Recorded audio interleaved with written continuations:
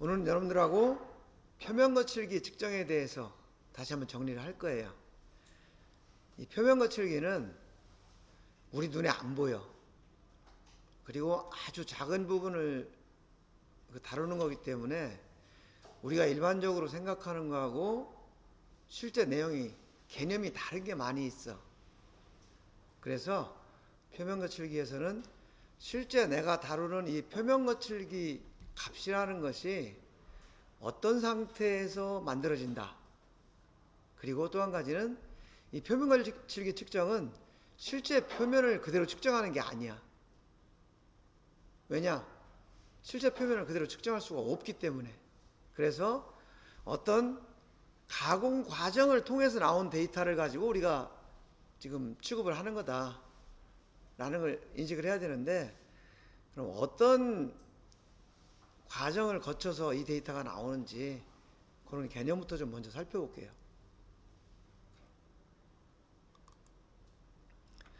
이거는 표면 거칠기에 대해서 지금 규정하고 있는 참고 규격이에요. 그래서 여러분들이 나중에 회사에 가서 업무를 할 때 필요하면 이 규격을 찾아보고, 그 다음에 여기에 지금 ISO라고 돼 있잖아요. ISO라고 돼 있는데 이 ISO하고 KS하고 규격 번호가 같아. 이것은 ISO 규격을 그대로 번역을 해서 KS 규격으로 사용하고 있기 때문에 그래요. 그래서 여기에 예를 들어서 ISO 1302 이렇게 돼 있으면 여러분들이 KS B1302 이렇게 찾으면 같은 내용이야. 그리고 국가기술표준원 홈페이지에 들어가면 KS 규격을 무료로 열람을 할 수가 있어요. 그래서 거기에 가서 필요한 규격을 찾아보는 습관도 기르면 좋아요. 이번 주하고 다음 주 해서 표면 거칠기 이렇게 7가지 파트로 나눠서 살펴볼 텐데, 오늘은 요 파트 3, 요 표면 거칠기 측정기 여기까지를 좀 살펴보고 다음 주에 나머지들을 살펴볼 거예요. 자, 우리가 표면 거칠기 산하고 비유를 했죠. 이 산을 볼 때 산 전체가 어떤 능선이 이런 큰 형상을 그리고 있고, 그 다음에 봉우리가 여러 개가 있고, 그리고 그 봉우리를 따라서 나무가 심겨져 있다 라는 게 이 산이다. 그래서 이 산에 비유해서 우리 표면 거칠기를 살펴보면 이해가 쉬울 거예요. 자, 이 산은 능선, 봉우리, 나무 이렇게 구성이 되어 있다는 거죠. 그럼 우리가 이제 봉우리의 높이를 재겠다. 그 다음에 나무의 높이를 재겠다. 이런 걸 생각해 봐야 되는 거죠. 이 능선은 이 산 전체의 형상이에요. 근데 이것은 우리가 표면 거칠기에서 다루지 않고 GDT, 여러분들 공차해석 배우죠? 공차해석에서 진직도 배웠을 거예요. 그래서 이것은 형상공차에서 취급을 하고, 우리는 봉우리하고 나무에 해당하는 이런 성분들을 취급하는 거예요. 예를 들어서 이 봉우리의 높이를 잰다. 그럼 이거 어떻게 재요? 이 봉우리 높이가 얼마냐? 라고 했을 때 여기서부터 이 높이를 재면 이건 봉우리 높이가 아니고 땅에서부터 봉우리까지의 높이가 되는 거죠. 그 다음에 나무의 높이를 잰다. 그러면 나무가 여기 있으니까 이 높이를 잰다. 그럼 이것은 나무의 높이가 아니고 이 땅에서 나무 꼭대기까지의 높이가 되는 거예요. 그런데 만약에 봉우리 자체의 높이를 재겠다. 그러면 이 큰 봉우리가 있다. 그러면 이 봉우리는 여기서 요 높이가 봉우리의 높이죠. 요 높이. 요 높이. 그 다음에 나무의 높이다. 그럼 나무의 높이는 나무가 이렇게 있으니까 요게 나무의 높이라는 거죠. 요게. 우리가 봉우리를 잰다, 나무를 잰다 라고 할 때 나무가지의 높이와 봉우리의 높이, 이런 것들이 차이가 있다라는 거 머릿속에 두고 지금 똑같이 표면거칠기에 적용이 되기 때문에 이 얘기를 하는 거예요. 지금 이 얘기죠. 봉우리의 높이를 재고 싶다. 그러면 여기 나무 높이가 포함되면 안 되죠. 그러면 능선 높이도 포함되면 안 되고, 봉우리는 봉우리 높이만 재야 된다는 거죠. 나무는 마찬가지로 능선하고 봉우리 높이가 포함되면 안 되고 나무만 재야 된다는 거죠. 그러면은 왜 나무만 재느냐, 왜 봉우리만 재느냐, 또 이런 질문이 나올 거예요. 이거는 마치 파상도는 왜 재고 거칠기를 왜 재냐 라는 질문하고 같은 내용이에요. 그래서 이쪽 봉우리에서 저쪽 봉우리로 올라가려면 얼마나 더 올라가야 되냐, 이거는 봉우리 높이를 알아야 알 수 있는 거죠. 저 산 밑에서 봉우리까지의 높이가 아니고 현재 위치에서 봉우리 높이까지를 알아야 된다는 거죠. 나무도 마찬가지죠. 2m 이상 되는 나무를 잘라가지고 집 짓는 데 쓰겠다. 그러면은 나무 심겨져 있는 거기서 나무 꼭대기까지의 높이를 재야지 저 산 밑에서 나무 꼭대기까지 재면 안 되잖아요. 이제 그런 이유예요. 그래서 우리가 능선과 봉우리와 나무를 잰다 라고 하면 이렇게 재야 된다는 거죠. 능선의 높이 요거, 그 다음에 봉우리의 높이, 그 다음에 나무의 높이, 이렇게 재는 거예요.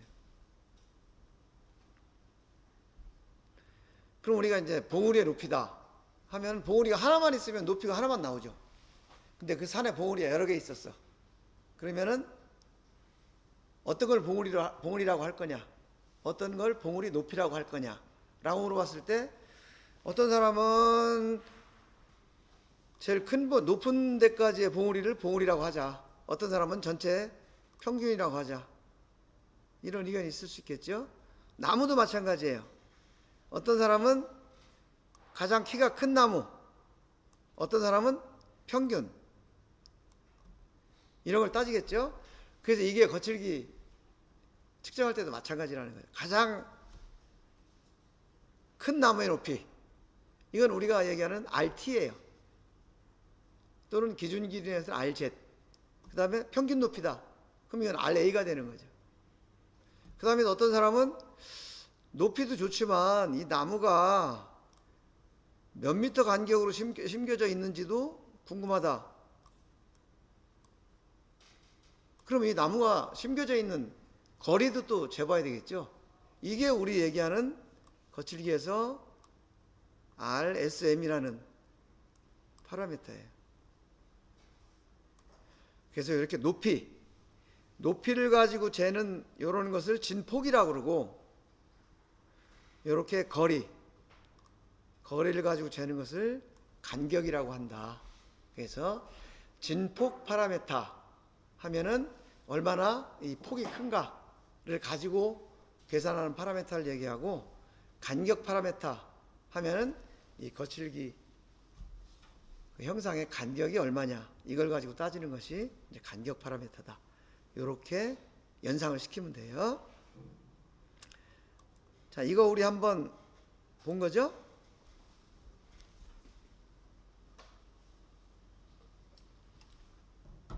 옛날에는 모래 자갈 구분할 때 손으로 이렇게 했는데 요새는 이렇게 모타를 이용해서 전동으로 해요. 그러면 모래하고 자갈을 여기다 갖다 놓으면 요 채망의 크기에 따라서 밑으로 모래가 빠지고 위에 걸린 잡돌들이 한쪽으로 빠지고 해서 코도프에 따라서, 즉 그 채망에 따라서 이렇게 분리가 된다는 거죠.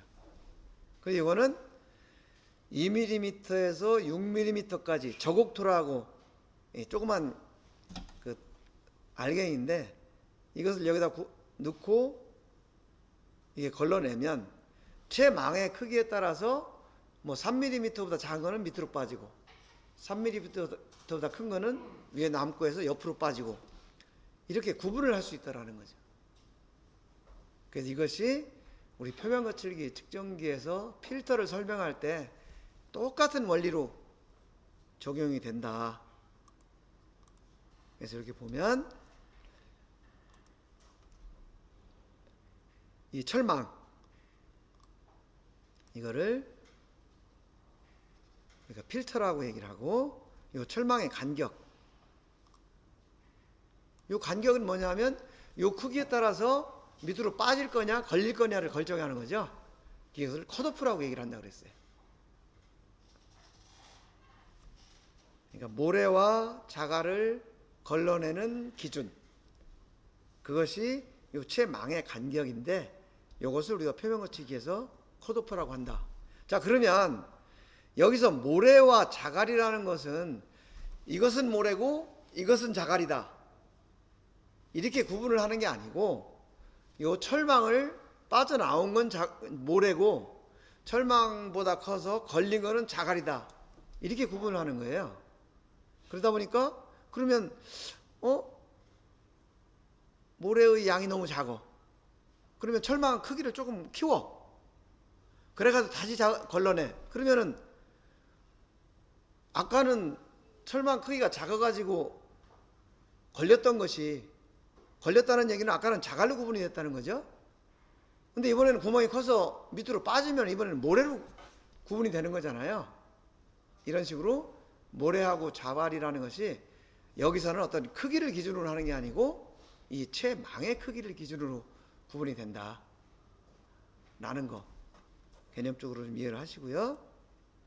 이번에는 이제 그러면 표면 거칠기라는 게 뭐냐,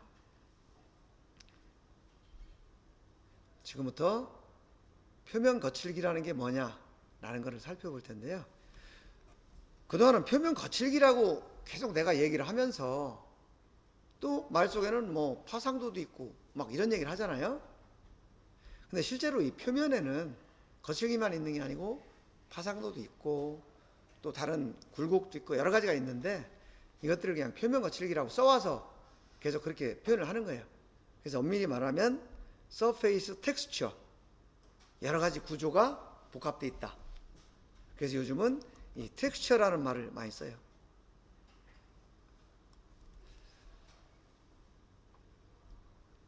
지금부터는 이 개념, 이 표면이라는 것이 어떻게 구성되어 있는지 개념에 대해서 좀 설명을 할게요. 이게 표면이에요. 이게 표면인데 지금 이렇게 보니까 굉장히 제품이 큰 것 같죠? 그 여기 보면 이렇게 큰 굴곡이 이렇게 보이죠?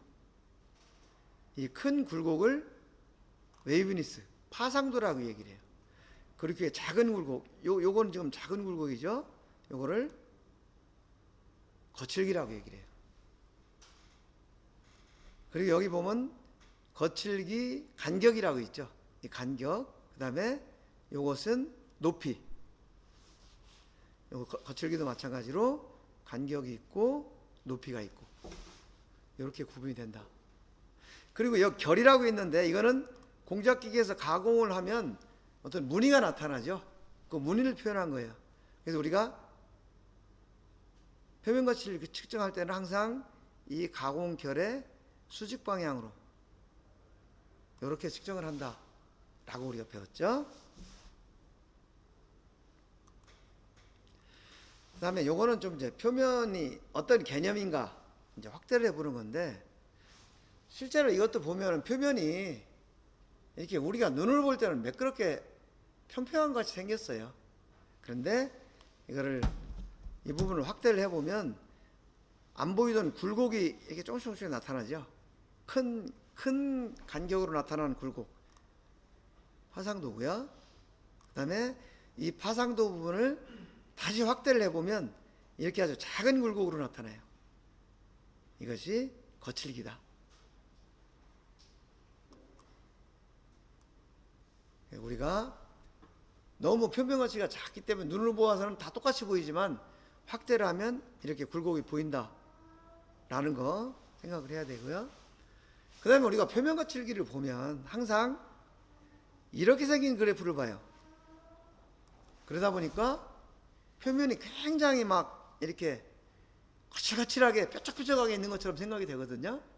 근데 실제는 이거는 이 높이 방향으로 더 확대를 해서, 그리고 수평 방향은 축소를 해서 봤기 때문에 이렇게 보이는 거고, 실제 1대1로 보면 이렇게 보이는 거죠. 실제 영상이 이렇게 생겼어요. 그리고 우리가 사용하는 표면 거칠기 측정기 촉침, 이게 촉침이거든요. 보통 반지름이 2마이크로미터. 그럼 실제 형상하고 이 촉침하고 관계를 보면 대략 이 정도의 모양이에요. 그런데 우리가 이 수평 방향보다 수직 방향을 더 많이 확대를 해서 보다 보니까 형상이 이렇게 보이는 거예요. 그리고 요 촉침, 요것도 비율대로 따지면 아주 이렇게 작게 보이는 거죠. 실제 이런 형상을 우리가 항상 거칠기 프로파일을 보기 위해서 이렇게 그 높이 방향으로 확대를 시켜서 그 그래프를 우리가 본다라는 거 항상 생각해야 돼요. 그러다 보니까 우리가 보는 그래프는 실제 형상이 아니에요. 실제 형상은 이렇게 생긴 거다, 그리고 이렇게 생긴 거다 라는 거 기억하시고요. 그 다음에 이것도 같은 내용을 보여주는 거예요. 그래프로 보면 요 지금 뾰쭉 올라온 대로 우리 산 봉우리라고 그랬잖아요. 산 봉우리가 여기 이렇게 A, B, C, D, E 다닥다닥 붙어 있는 것처럼 보이지만 실제 1대1로 보면 이렇게 서로 떨어져 있는 부분이다 라는 거 기억하시고요. 그런데 아무리 그렇다 하더라도 이 표면의 아주 끝부분까지 다 표현하기는 어려워요. 왜냐? 이 2마이크로메타라는 반지름을 가지고 있기 때문에. 그래서 우리가 측정하는 이 측정값은 요거 요 구석까지는 못 들어가는 거죠. 그래서 요 입실론이라는 것만큼 실제 표면을 100% 다 측정할 수 없다 라는 거 여러분들 이해를 하고 있어야 돼요. 그러면 여기서 이제 궁금증이 나오죠. 야, 실제 형상 정확하게 측정하지도 못하는데 그걸 가지고 어떻게 데이터를 비교하냐. 그래서 표면 거칠기는 실제 형상을 그대로 표현하는 게 아니고 다 똑같이 실제하고 다른 조건으로 측정을 한다, 이렇게 이해를 하셔야 돼요. 이런 문제가 있기 때문에 어떤 사람은 2마이크로메타짜리 촉침으로 측정을 하고 어떤 사람은 5마이크로메타로 촉침으로 측정을 하면 값이 달라지는 거죠. 서로 비교가 안 되는 거죠. 그래서 측정할 때는 항상 촉침 반경을 같은 걸 써야 된다 라고 얘기했는데 그 이유가 바로 이런 문제 때문이라는 거죠. 요거 개념적으로 이해하실 수 있겠죠? 그리고 우리가 표면 지금 설명한 거를 기준으로 보면 이쪽이 가공 결 방향이고 그 다음에 이 가공 결 방향의 수직 방향으로 이렇게 측정을 하기 위해서 지금 이 단면을 딱 자른 거예요. 단면을 자르면 이런 형상이 나오는 거죠. 이런 형상. 지금 이 형상은 거칠기하고 파상도를 구분하지 않은 형상이에요. 요거는 필터를 통해서 파상도만 구분한 형상이고 요거는 필터를 통해서 표면 거칠기만 구분한 형상이에요. 그래서 우리는 항상 표면 거칠 얘기할 때 P 이거를 P 프로파일이라고 하는데 프라이머리 프로파일, 해서 1차 프로파일이라는 뜻이에요. 그리고 요거는 W 프로파일, 파상도 프로파일. 그 다음에 요거는 거칠기 프로파일, 라프니스 프로파일. 이렇게 표현을 한다. 그래서 이 표면 거칠기는 뭔가 계산할 때는 P, W, R 이런 표현이 나오는데 그게 이런 뜻이고, 단지 P 프로파일이냐 W 프로파일이냐 러프니스 프로파일이냐 그 차이일 뿐이지 계산하는 방법은 비슷하다 라는 것도 알고 있고요. 그럼 여러분들이 생각할 때 이 P 프로파일이라는 것은 실제 형상을 그대로 표현한 걸까요? 아니면은 실제 형상을 그대로 표현하지 못한 걸까요? 이거는 실제 형상을 표현한 것이 아니에요. 아까 얘기한 것처럼 촉심 반경 차이 때문에 실제 형상을 100% 그대로 표현할 수 없다고 그랬죠. 그래서 촉심 반경 때문에 일부분이 걸러지고, 그 다음에 또 측정기가 가지고 있는 어떤 진동이라든지 노이즈라든지 이런 것들 때문에 또 아주 미세한 성분은 그 측정을 할 수가 없어요. 그래서 그런 부분들을 다 잘라냈다. 첫 번째 촉침, 두 번째 시스템의 노이즈, 이런 거에 의해서 걸러내고, 그리고 나서 표면 거칠기 측정기에서 이제 요 세 가지 프로파일을 가지고 뭔가 계산을 한다. 이렇게 이해를 하면 되시겠어요? 그리고 아까 그 가공결의 수직 방향으로 측정을 해야 된다 라고 얘기를 했죠.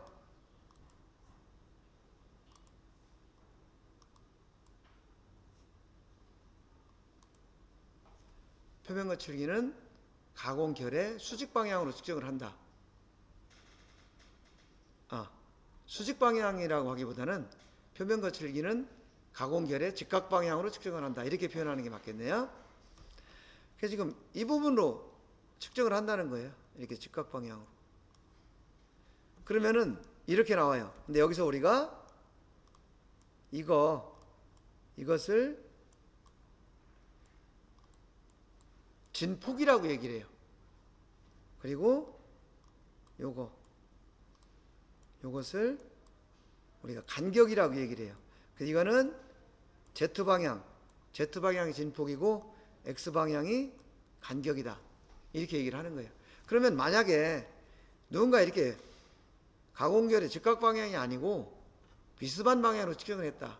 그러면 진폭 방향은 높이가 같을 수 있어요.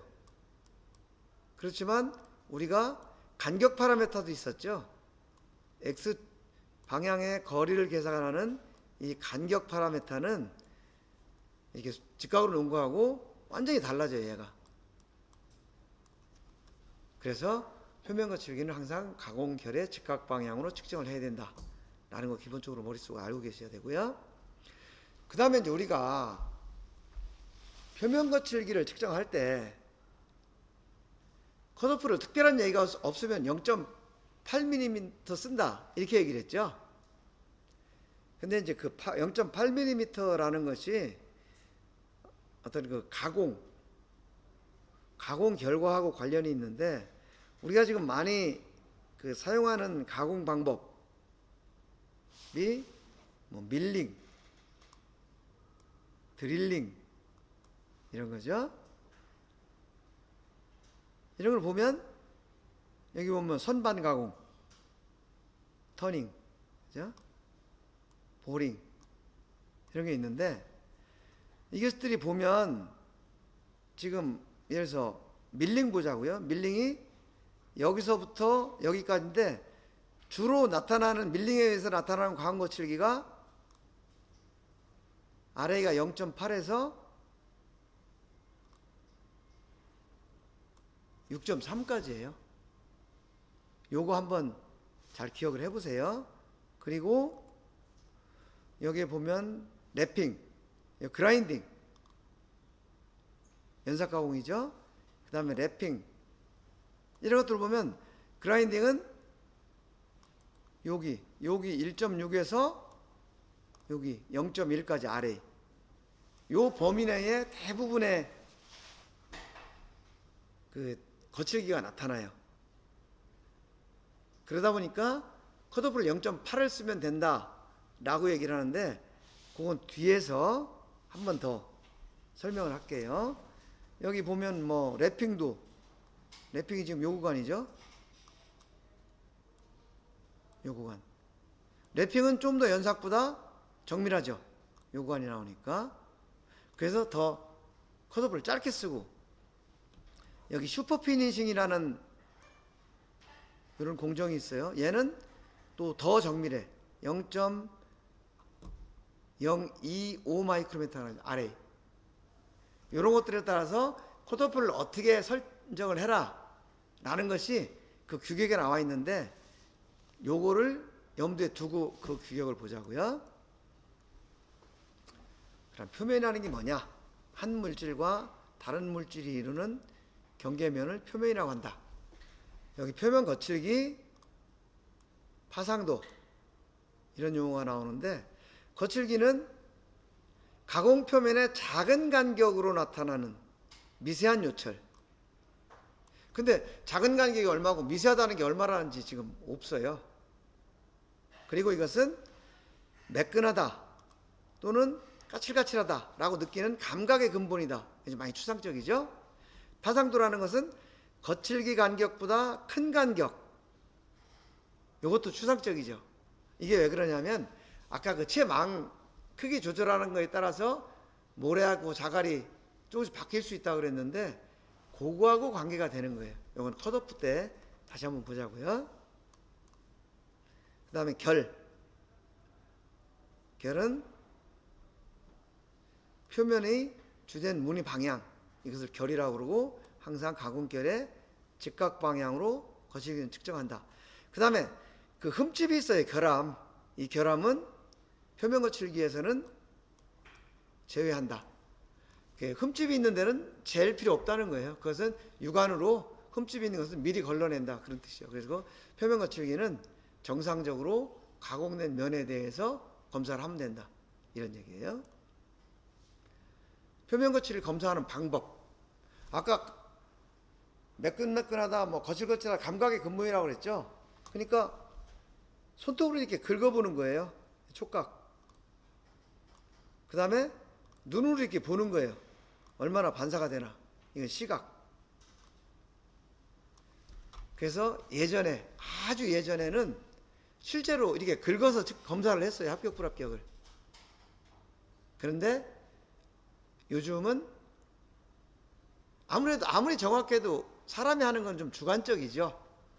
그래서 그런 주관적인 것을 배제해야 되고, 그 다음에 또 그 신체의 이 감각, 뭐 촉각, 시각, 미각, 후각, 청각, 이런 것들이 아주 예민한 센서인데, 이 감각이 점점 이제 기술이 발전하면서 좀 많이 사용을 안 하니까 퇴보하는 것 같아요. 그래서 지금은 감각에 의존할 수가 없고 측정기에 의존을 한다. 그래서 이렇게 직접 접촉을 해서 측정하는 거, 접촉식 표면 거칠기. 그 다음에 시각적으로 또는 빛을 이용해서 광산란식 표면 거칠기. 이렇게 지금 검사를 하고 있는 거죠. 이거는 거칠기 시편이라는 거예요. 어떤 제품을 검사하는데 이제 측정기가 비싸서 구입을 못한다 할 경우에는 이렇게 거칠기 시편을 만들어 놓은 거예요. RA가 얼마, 0.8, 0.4 이렇게 만들어 놓고, 제품 가공하면은 이 제품의 규격이 RA가 0.4다. 그럼 여기 있는 RA 이거 긁어보고, 이거, 그 다음에 이거 긁어보고, 제품 동시에 이렇게 긁어가지고 제품이 시편보다 더 거칠거칠하면 불합격, 제품이 더 매끈하면 합격, 이렇게 거칠기 시편을 이용해서 검사를 했다라는 거죠.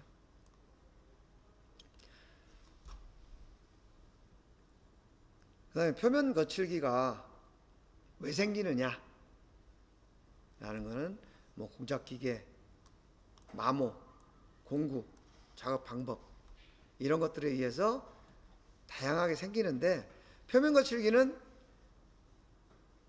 가공 공정의 모든 현상을 표현할 수 있어요. 그래서 표면 거칠기 측정을 통해서 가공 표면을 다 분석을 할 수 있어. 여기에 어떤 공물을 썼는지, 이송이 너무 빨랐는지 늦었는지 이런 것들이 다 나타나기 때문에, 그래서 표면 거칠을 가공 공정의 지문이다 라고 얘기를 하는 거죠.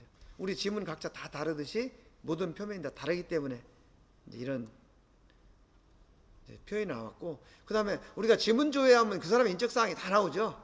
마찬가지로 거칠기 측정하면 가공 공정에서 모든 현상이 다 분석이 된다, 그런 뜻이죠. 이거는 예를 들어서 면을 본 거예요. 정상적인 면, 오차가 있는 면, 그 다음에 공구에 떨림 있는 면, 이런 식으로 다르게 나타난다. 이거는 각 공정별로 대표적으로 어떤 모양이 생긴다 라는 거 표현한 거고요. 그 다음에 어떤 곳에서 표면 거칠기를 필요로 하느냐, 사실 기계의 가공품, 어떤 기능을 갖는 부분은 전부 표면 거칠기를 필요로 하는 거죠. 그래서 기능 향상이 요구되는 것, 기능이 요구되는 것, 운동 부분, 기준면 또는 기밀, 유밀, 광학 부품, 하드디스크, 반도체 원판, 이런 전부 표면 거칠기 기능적인 부분에서 필요로 하고요. 그 다음에 접착력, 도장이라든지 PCB 이런데, 또 내식성, 어떤 표면을 보호하기 위해서 피막을 입힌다든지 도금을 한다든지, 그 다음에 외관이 중요한 것, 그리고 시각적인 선명도, 보건위생, 이런 것에 전부 표면 거칠기가 중요한 기능을 한다. 이거는 자동차 엔진, 이 피스톤이 왕복 운동을 하면 여기에 어떤 마모가 되겠죠. 이런 것들 표면 거칠기를 통해서 관리하는 거고요. 이건 인공관절, 이거는 그 엉덩이 부분에 조립이 되는 부분인데, 내가 걸어다니면 이렇게 운동을 하니까 이 부분이 매끄럽게 운동을 해야 되겠죠. 자, 그럼 표면 거칠기랑 왜 측정하냐? 표면 거칠기 측정뿐만 아니고 다른 제품도 우리가 측정을 하고 검사를 하죠. 그래서 우리가 그걸 배우는 거고, 그럼 이건 왜 하냐? 이건 두 가지 측면에 생각을 해봐야 되는데, 한 가지는 제조 공정을 관리하기 위해서, 즉 가공된 제품이 도면하고 맞게 합격이 됐느냐라는 걸 판단하기 위한 거고요. 또 한 가지는 부품의 성능을 예측하기 위해서 표면 거칠을 분석을 해서 이 제품의 성능이 앞으로 어떻게 될 거다, 어떻게 변할 거다라는 것을 분석을 할 수가 있다는 거죠. 우리가 일반적인 공정에서 가공한 것이 이상적으로 만들어주면 바로 조립하면 돼요. 이것이 이상적인 과정이죠, 이렇게 가는 게. 근데 실제는 합격도 하고 불합격도 한다는 거죠. 그래서 반드시 검사를 해서 넘긴다. 이게 실제 이 과정을 통하는 거죠. 제조 공정만 이건 불필요한 공정인데 어쩔 수 없이 하는 부분이고요. 또 한 가지는 이제 예측이라는 기능이 있죠. 아까처럼 실린더 마찰되는 부분 측정해서, 이거는 얼마만큼 작동하면 치수가 얼마만큼 차이가 생길 거다, 틈새가 생길 거다, 이런 거 예측하는 거. 이런 이유 때문에 표면 거칠기를 측정을 한다 라는 것까지 말씀드렸고요.